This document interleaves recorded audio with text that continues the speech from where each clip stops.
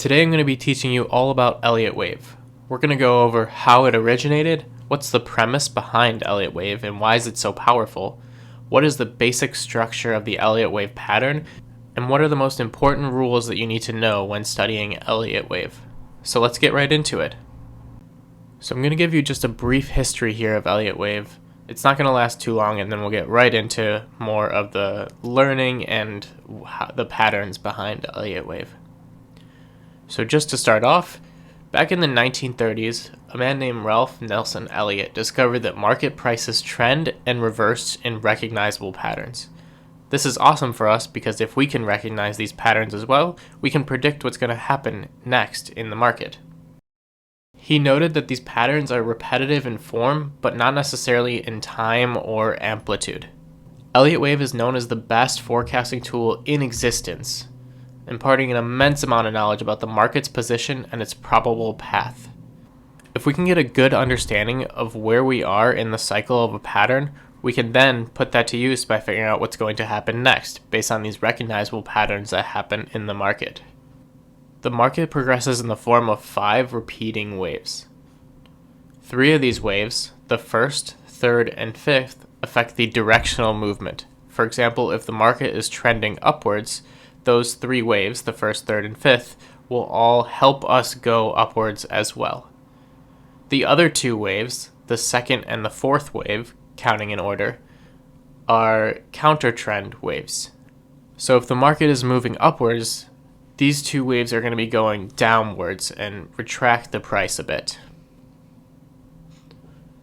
That is the basics behind Elliot Wave. So now let's get a little bit more into it, dive into the rules, and kind of see it in action. So I know these rules aren't going to mean a whole lot to you right now, but pay attention. They are the 3 most critical rules of Elliot Wave, and you need to know these 3 rules.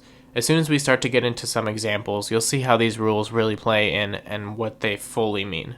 But for now, I'm just going to give you a brief overview because it's so important that I don't want to move forward with Elliot Wave teaching until these rules are out of the way and in your mind. Rule number 1. Wave 2 never moves beyond the start of Wave 1. Remember that Wave 1 is an actionary wave. It moves in the direction of our trend. So if we're trending upwards, Wave 1 moves upwards as well. Wave 2 is the exact opposite. It's reactionary, or it moves against the trend. So in an upwards trend, it's going to be downwards. So this means that our move upwards is never fully retraced. Wave 2 never moves beyond the start of Wave 1. Again, you'll see more examples of this coming up shortly. Rule number 2. Wave 3 is never the shortest wave. So again, from the previous section, we have 3 waves that move in the upwards direction in an upwards trend, or 3 waves that move with the trend, wave 1, 3, and 5. When measuring the length of these waves, wave 3 is never the shortest wave. Wave 3 is often the most powerful wave, but it is never the shortest. And finally, rule number 3 that you absolutely need to know and memorize. Wave 4 never enters the price territory of Wave 1.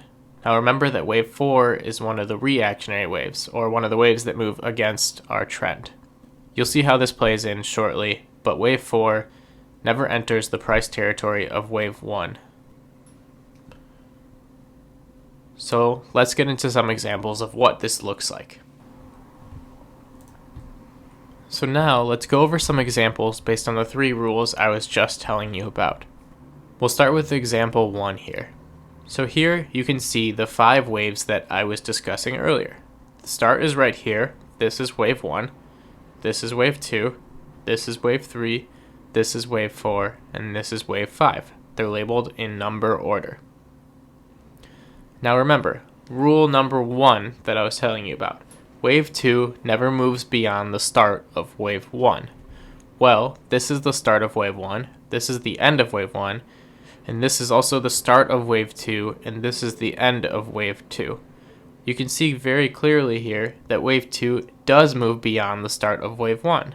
See how Wave 1 starts here, and Wave 2 drops below that. This is an invalid structure. I'm going to mark a red X through this so that you know this is not a valid Elliot wave pattern. Example 2. Rule number 1, let's go ahead and check it here. The start of wave 1, the end of wave 1, the end of wave 2.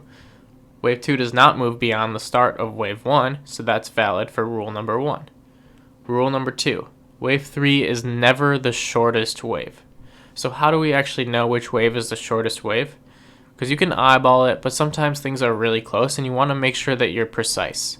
We can't break these rules for any means, so we need to know that for sure it is not the shortest wave. In order to make sure that wave 3 is not the shortest wave, you're going to want to go to the left side of TradingView here, the third thing down on the left, and click on this. We want trend-based fib extension. Go ahead and click on that. What this is going to allow you to do is measure waves relative to each other. So then we're just going to click on the start of wave 1 here, line up our mouse with it, click at the end of wave 1, and then click at the start of wave 2.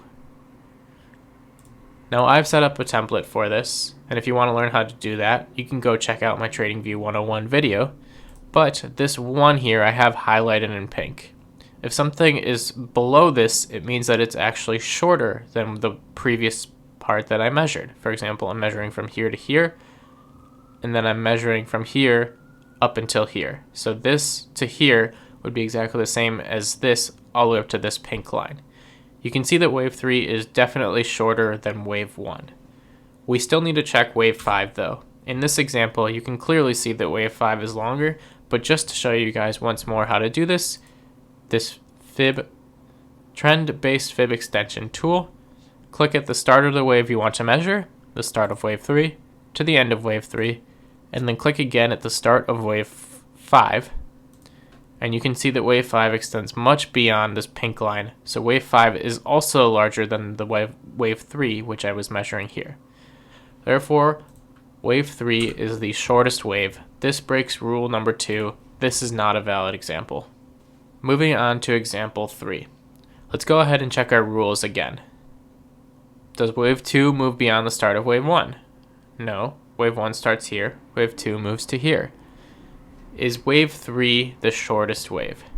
Back to our tool. Click at the start of wave 1. Click at the end of wave 1. This is measuring the length of wave 1. And now let's compare it to wave 3. Put this at the start of wave 3. And you can see it goes past the pink line. No matter what the length of wave 5 is here, wave 3 is not the shortest wave because it is longer than wave 1. So that rule is successful. Now our third final important rule. Wave 4 never enters the price territory of wave 1. Well, wave 1 starts here, ends here, and wave 4 starts here and ends here. So you can see wave 1 ends all the way up here, but wave 4 breaks into it in this section right here. So that breaks rule number 3, and this is not a valid Elliot wave pattern either. Finally, moving on to example number 4. Let's go ahead and check our rules once more. You can see that wave 2 does not break the start of wave 1. Success. And eyeballing it, we can see that wave 3 is longer than wave 1, but it's always good to double check. Sometimes your eyes do mislead you. So let's go ahead and use our tool again. Measure wave 1. Click on the bottom of the start of wave 3. It clearly breaks the pink line. That's successful. And our third and final rule, does wave 4 impede wave 1? Wave 1 ends here. Wave 4 ends up here. It does not break into the price territory there. The third and final rule is successful. This is a valid Elliot wave pattern of 5 waves. Now this valid pattern can have all sorts of different sizes and shapes. It just has to meet those 3 criteria. So for example, wave 3 could be even longer. It could be all the way up here. Putting wave 5 higher also typically. That's another valid pattern. Let's end part 1 here with a challenge question for you guys.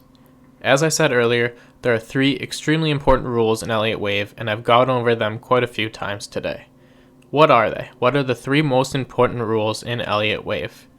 Comment below if you remember these from the beginning of this video without having to look back. If you need some help, feel free to go to 2 minutes of this video and you can see these rules once again. Thank you guys so much for watching. If you like this video, please hit the like button and subscribe to this channel for more similar content, and part 2 coming shortly. It really does help me a ton when you guys support me with a like and a subscribe. And it allows me to create more great content for you guys.